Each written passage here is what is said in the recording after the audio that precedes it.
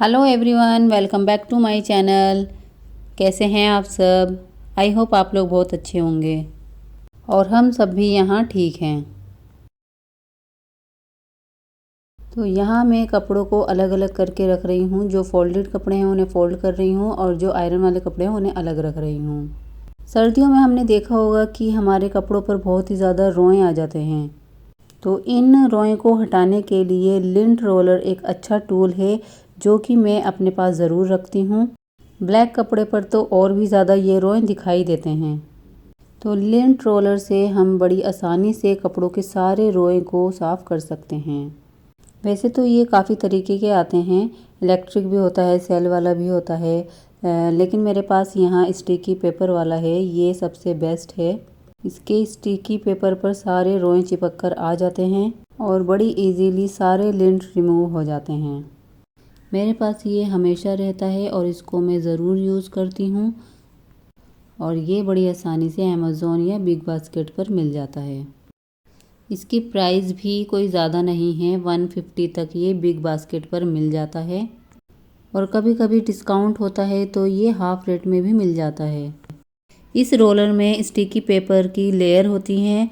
जब एक sticky paper पर सारे लिंट चिपक कर आ जाते हैं तो हम उस लेयर को रिमूव कर देते हैं और फिर हम इसे कपड़े पर रोल करते हैं तो सारे लिंट इस पर चिपक कर आ जाते हैं।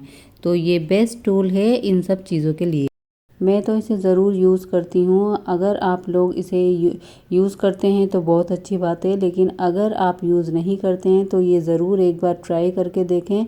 आपके जो ब्लैक कपड़े हैं, ब्लैक कपड़ों की सारी परेशानी दूर हो जाएगी।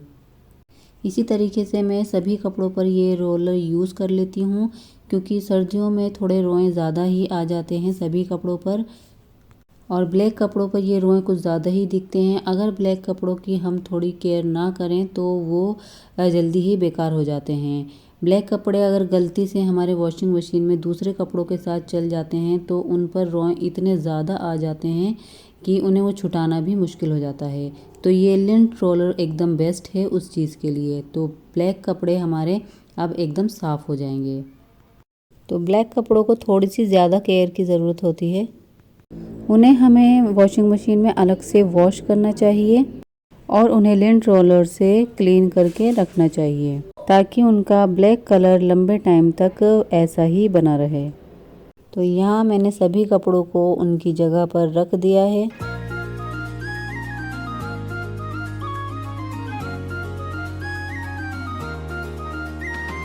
तो कपड़ों को तो मैंने सेट करके रख दिया था। अब बारी है घर की क्लीनिंग की और आज मैं घर की क्लीनिंग वैक्यूम क्लीनर से कर रही हूँ। अब तो मैं इसे ये डेली भी यूज़ करूँ तो कोई प्रॉब्लम नहीं, क्योंकि अभी बच्चों के स्कूल स्टार्ट हो गए हैं। पहले बच्चों की ऑनलाइन क्लासेस थी जिसकी वजह से मैं इसको यूज़ नहीं कर पा रही थी। सैटरडे संडे ही मैं इसको यूज़ करती थी, क्योंकि इसमें थोड़ी सी आवाज़ रहती है जो बच्चों की क्लासेस में डिस्टर्बेंस करती है।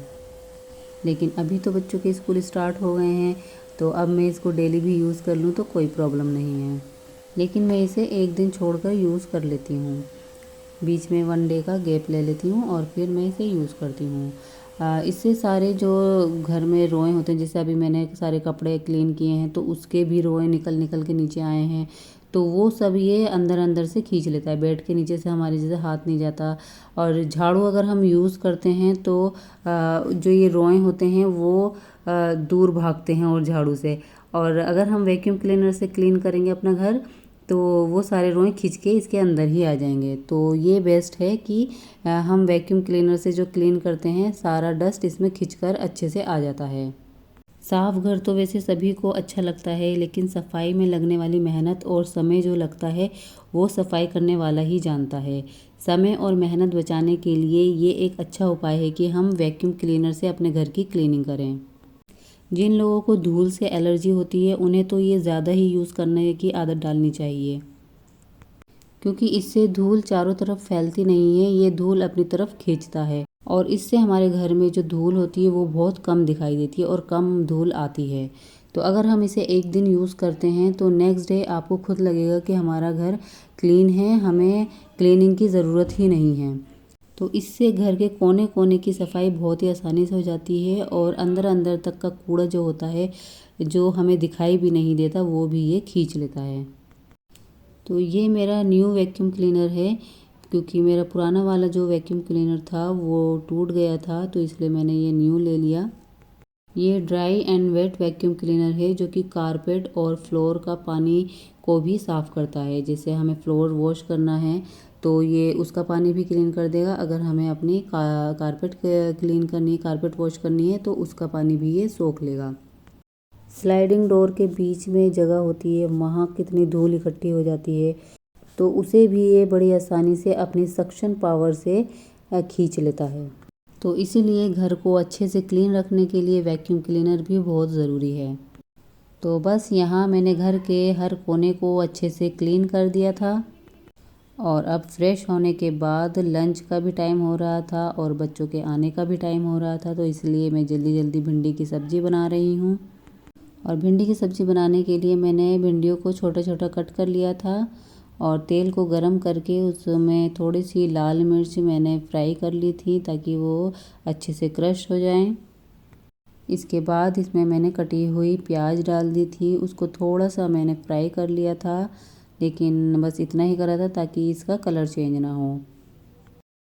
फिर मैंने हरी मिर्च डाल दी थी और उसके बाद मैं यहाँ भिंडी कटी हुई डाल दूँगी और फिर इसके बाद मैं क्रश चिली भी डाल दूँगी जो मैंने अभी फ्राई की थी। थोड़ी सी हल्दी और नमक भी इसमें ऐड कर दूँगी और हल्का सा इसमें पानी डाल के मैं ढककर रख दूँगी। तो बस यहीं मैं अपनी वीडियो को एंड भी करूँगी। मिलती हूँ जल्दी, जब तक के लिए आप अपना ख्याल रखें। बाय, अल्लाह हाफिज़।